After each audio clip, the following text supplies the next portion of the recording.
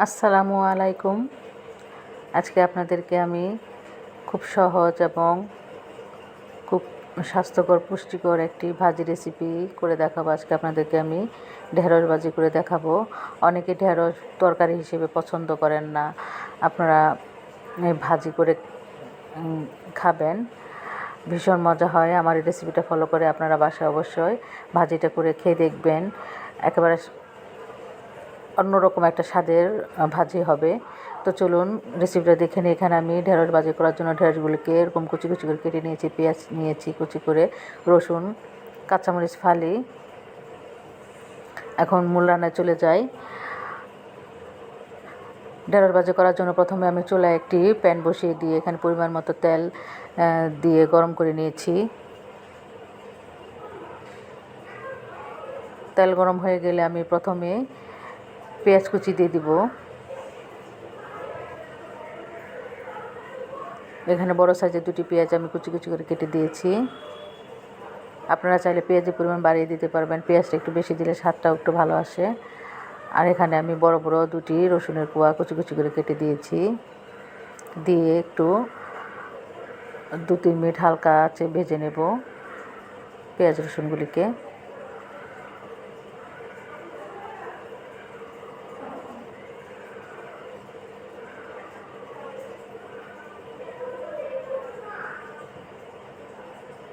পেঁয়াজ রসুনটি হালকা ভাজা হয়ে গেলে এখন আমি কাঁচামরিচ ফালি দিব।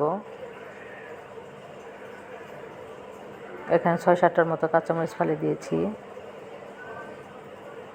দিয়ে আমি কেটে রাখা ঢেঁড়সগুলি দিয়ে দিলাম। এখানে আমি প্রায় হাফ কেজির মতো 400 গ্রামের মতো ঢেঁড়স আমি কুচি কুচি করে কেটে নিয়েছি। এখানে 1 চামচের মতো লবণ দিয়ে দিলাম। লবণটা আপনাদের স্বাদ অনুযায়ী আপনারা দিবেন। আর ঝাল যদি আপনারা বেশি খান, কাঁচামরিচের পরিমাণটা একটু বাড়িয়ে দিবেন।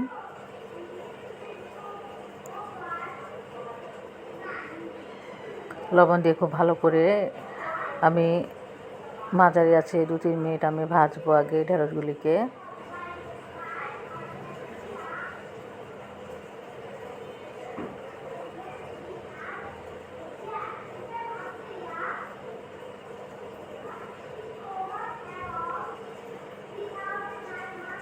ঢেঁড়সগুলো ভাজা হয়ে গেলে এখন আমি ঢেকে অল্প আঁচে 10 মিনিটের মতো রান্না করব। পানি দিব না এখানে কোনো পরিমাণ।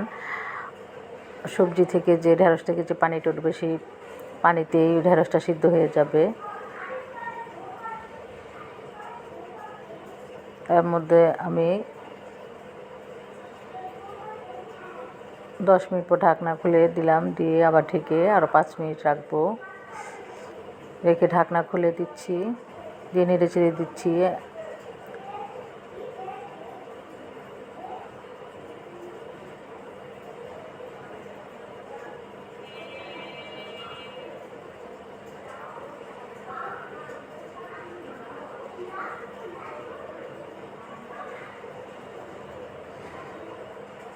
এখন আর ঢাকবো না, খোলা অবস্থায় আরও 4 থেকে 5 মিনিটের মতো আমি একটু ভাজা ভাজা করে নেব, যাতে কোনো পরিমাণ পানি না থাকে।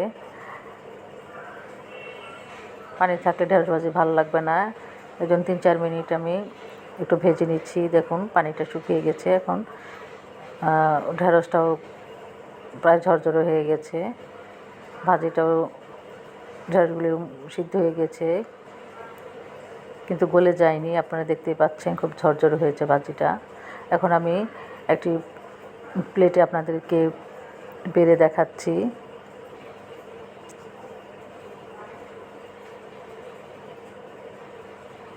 আমার রেসিপিটা ফলো করে আপনারা বাসায় ঢেঁড়স ভাজিটা করে আমাকে জানাবেন কেমন হয়েছে।